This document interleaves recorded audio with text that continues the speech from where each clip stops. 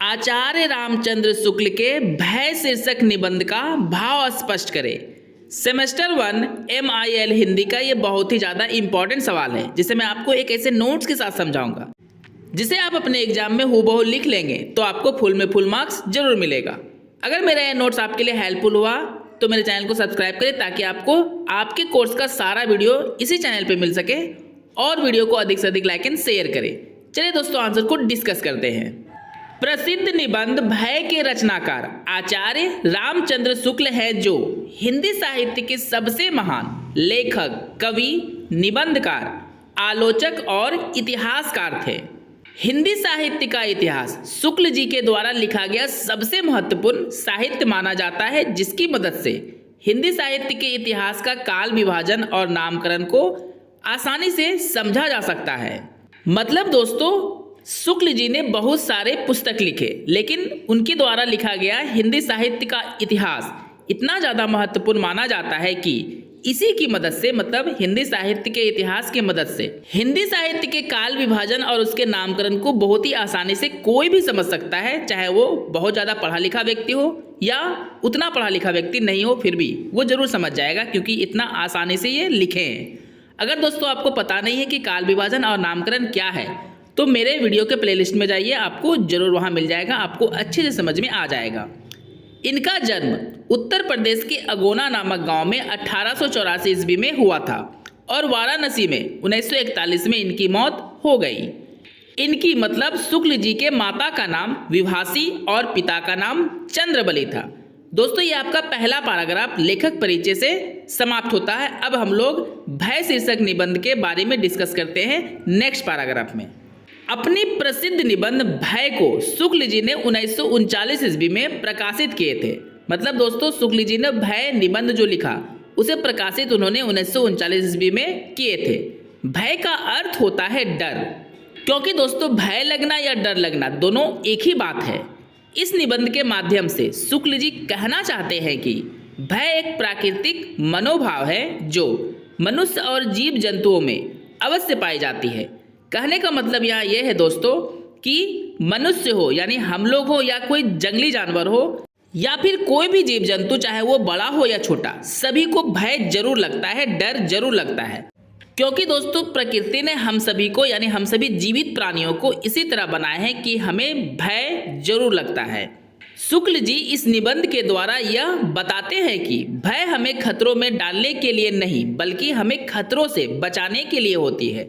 मतलब दोस्तों शुक्ल जी का यहाँ पे मानना है कि भय यानी डर जो हमें लगता है वह हमें डराने के लिए नहीं आता, उस डर को समाप्त करने के उपाय क्या क्या हो सकती है यह बताने के लिए आता है। लेखक ऐसा इसलिए कहते हैं क्योंकि भय के कारण ही हम लोग सतर्क और सावधान हो जाते हैं ताकि आने वाले किसी भी खतरे से खुद को बचा सके। आपने भी दोस्तों ये महसूस जरूर किया होगा कि आपको जब किसी कारण डर या भय लगता होगा तो आप जरूर एक्टिव यानी सतर्क हो जाते होंगे, सावधान हो जाते होंगे और उस डर या भय से बचने का समाधान या उपाय जरूर निकालते होंगे।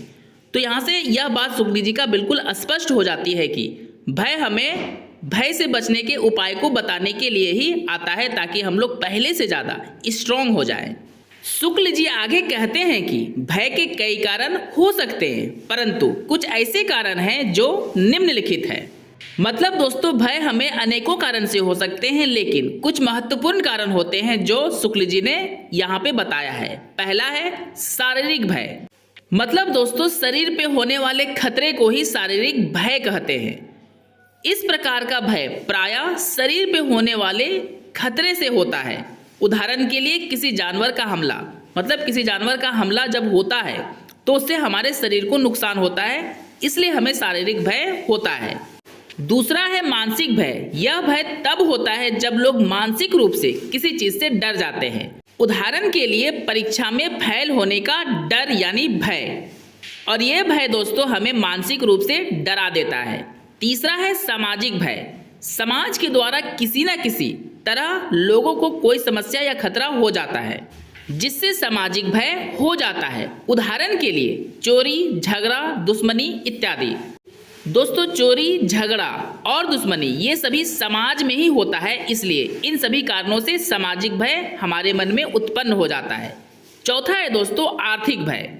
यह भय तभी होती है जब लोगों को नौकरी नहीं मिल पाती है या लोग बेरोजगार होते हैं। इन दोनों स्थिति में मतलब जब नौकरी नहीं मिलती है और लोग बेरोजगार होते हैं तो आर्थिक भय होती है, क्योंकि उनके पास पैसे नहीं होते हैं। और जीवन के लिए पैसे कितने महत्वपूर्ण होते हैं यह बताने की तो जरूरत है ही नहीं दोस्तों। इसी कारण इस भय को आर्थिक भय कहते हैं। आई होप दोस्तों आपको चारों प्रकार के भय के कारण को अच्छे से मैंने समझा दिया होगा और आप समझ भी गए होंगे। अब आपको पैराग्राफ चेंज कर लेना है। भय हमारे जीवन पर कई प्रकार से प्रभाव डाल सकता है, जो हमारे जीवन को काफ़ी प्रभावित करता है। मतलब दोस्तों डर के कारण हमारे जीवन जीने का तरीका काफ़ी हद तक बदल जाता है, जो हमारे जीवन पर काफ़ी प्रभाव डालता है। जैसे कि हमारे व्यवहार में कुछ बदलाव हो सकता है, हमारा निर्णय लेने की जो क्षमता होती है वो बदल सकती है, हमारा स्वास्थ्य भी प्रभावित हो सकता है। मतलब भय के कारण दोस्तों हमारा व्यवहार, हमारे निर्णय लेने की क्षमता और हमारा स्वास्थ्य काफ़ी हद तक बदल जाता है, प्रभावित होता है। और इन सब का कारण भय होता है दोस्तों, इसलिए हमें भय से भागना नहीं चाहिए, उसका सामना करना चाहिए और अपने व्यवहार को नहीं बदलना चाहिए, उसे पहले से ज़्यादा स्ट्रॉन्ग करना चाहिए। भय को नियंत्रण करने के कुछ उपाय हो सकते हैं जो निम्नलिखित है। मतलब दोस्तों भय को हम लोग नियंत्रण में रख सकते हैं और उसके कुछ उपाय जो है इस प्रकार हैं। पहला है खतरे के बारे में जानकारी प्राप्त करना। मतलब किस प्रकार का खतरा है उसके बारे में हमें जानकारी होनी चाहिए, तभी ना हम उस खतरे से बच सकते हैं। दूसरा है खतरा कोई भी हो उसके बारे में सकारात्मक सोचना। मतलब दोस्तों आपके जीवन में किसी भी प्रकार का खतरा हो तो उसके बारे में निगेटिव नहीं सोचना, यानी यह सोचना कि यह भय जो है इसे मैं जरूर समाप्त कर दूंगा।